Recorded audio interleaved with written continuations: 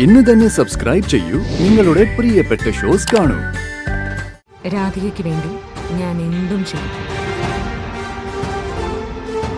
ഇനി ഏതെങ്കിലും രീതിയിൽ രാധികയെ ദ്രോഹിക്കാൻ നിങ്ങൾ ആരെങ്കിലും ശ്രമിച്ചാൽ ഒരു വിട്ടുവീഴ്ചയും എന്റെ ഭാഗത്തുനിന്ന് പ്രതീക്ഷിക്കേണ്ട. That's all, Your Honor.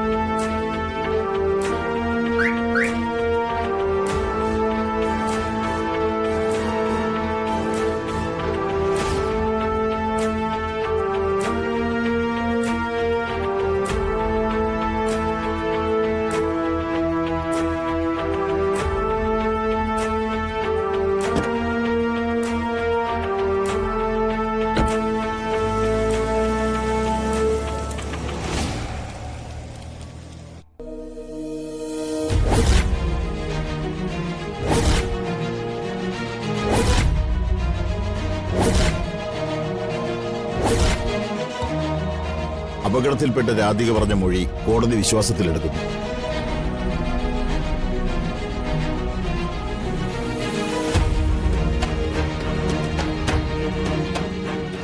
പ്രതാപനെയും ക്രിസ്റ്റിയെയും തുടർ നടപടികൾക്ക് വിധേയരാക്കുവാനും പ്രിയങ്കയെ കുറ്റത്തിൽ നിന്ന് ഒഴിവാക്കുവാനും കോടതി തീരുമാനിച്ചിരിക്കുന്നു.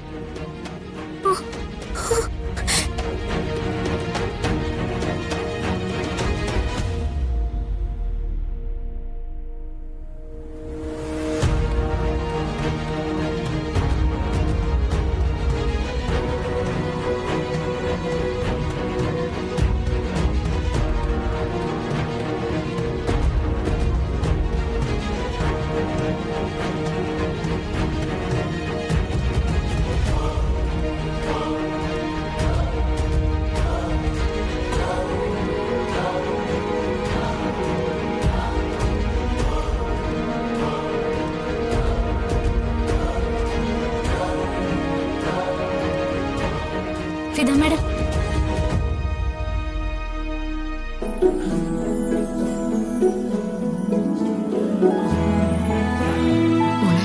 മാഡം പ്രിയെ കോടതി വെറുതെ വിട്ടു. മാഡം ഏർപ്പാടാക്കി തന്ന അഡ്വക്കേറ്റ് ഗംഭീരമായിട്ട് തന്നെ വാദിച്ചു. പ്രിയങ്കയെ പൂർണ്ണമായിട്ടും കുറ്റത്തിൽ നിന്ന് വിമുക്തയാക്കി. പക്ഷെ ചെയ്ത തെറ്റിൽ നിന്നും പ്രിയയ്ക്ക് ഒരിക്കലും ഒഴിഞ്ഞു മാറാൻ പറ്റില്ല. മോളെ സൂക്ഷിക്കണം. നിന്റെ കടമ നീ നിർവഹിച്ചു എന്നത് സത്യമാണ്.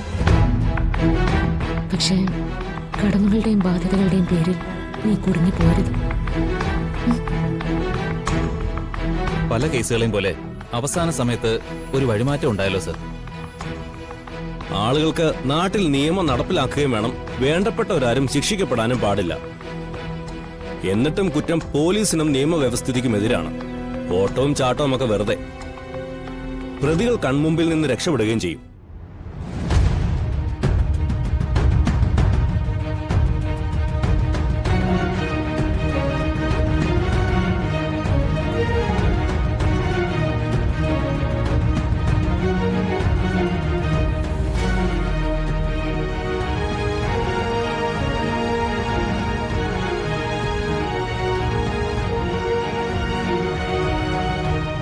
ചേച്ചി,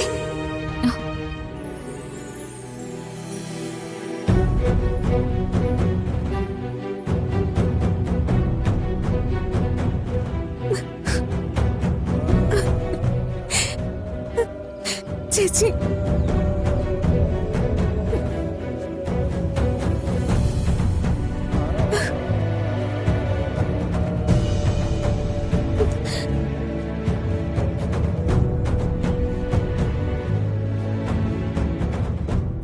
ചേച്ചി അവസാനം എന്നെ രക്ഷിക്കാൻ ചേച്ചി തന്നെ വന്നല്ലോ.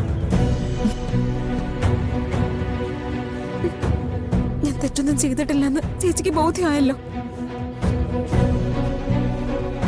പ്രിയങ്ക, ഇങ്ങനൊരു ചേച്ചിയെ കിട്ടാൻ നീ പുണ്യം ചെയ്യണം. പ്രിയങ്കയ്ക്ക് വേണ്ടി ഹാജരായ അഡ്വക്കേറ്റ് ആരാണെന്ന് നിനക്കറിയും? അഡ്വക്കേറ്റ് ഗൗതമൻ. സാധാരണഗതിയിൽ ഇത്തരം കേസുകൾക്കൊന്നും അദ്ദേഹം അപ്പിയർ ചെയ്യാറില്ല. പിന്നെ രാധിക കരഞ്ഞു പറഞ്ഞതുകൊണ്ട് പ്രിയങ്കയെ രക്ഷിച്ചേ പറ്റൂ എന്നതുകൊണ്ട് ഞാനാണ് അഡ്വക്കേറ്റ് ഗൗതമനെ ഏർപ്പാട് ചെയ്തത്. Thank you madam. ഹേയ്, ആ ഒരു നന്ദി വാചകത്തിനേക്കാൾ പ്രിയങ്ക മനസ്സിരുത്തി ചിന്തിക്കണം. ഈ സംഭവത്തിലെ യാഥാർത്ഥ്യം പ്രിയങ്കയ്ക്ക് മാത്രമാണ് അറിയാവുന്നത്. രാധിക നിന്നോട് കാണിക്കുന്ന സ്നേഹം സത്യമാണ്. അത് തിരിച്ചു കൊടുക്കാൻ പ്രിയങ്കയ്ക്ക് പറ്റണം. മനസ്സിലായോ?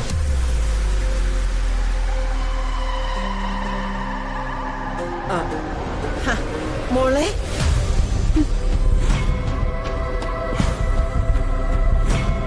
മോളെ മുത്തശ്ശി,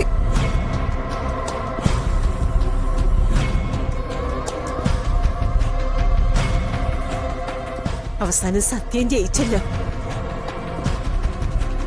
അത് തെറ്റാണ്. ജയിച്ചത് രാധികയാണ്. ഇത്രയും വലിയ അപകടം സംഭവിച്ചിട്ടും വേണ്ടപ്പെട്ടവരെ രക്ഷിക്കാൻ കാണിക്കുന്ന ഈ കുട്ടിയുടെ മനസ്സുണ്ടല്ലോ, അത് മുത്തശ്ശി പേരുകുട്ടിക്ക് പറഞ്ഞു കൊടുക്കണം.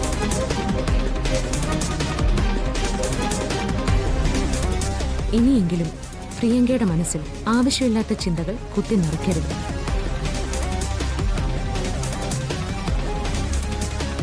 അതെന്താ ചെയ്യേണ്ടതെന്ന് വെച്ചാ ഞാൻ ചെയ്തോളാം. നിങ്ങളുടെ ഉപദേശമൊന്നും എനിക്ക് വേണ്ട.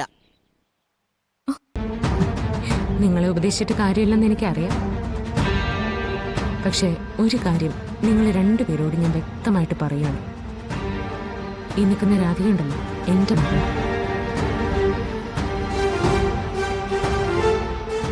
രാധികയ്ക്ക് വേണ്ടി ഞാൻ എന്തും ചെയ്യും.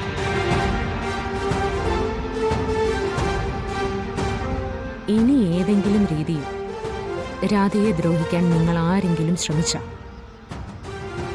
ഒരു വിട്ടുവീഴ്ചയും എൻ്റെ ഭാഗത്തുനിന്ന് പ്രതീക്ഷിക്കണം.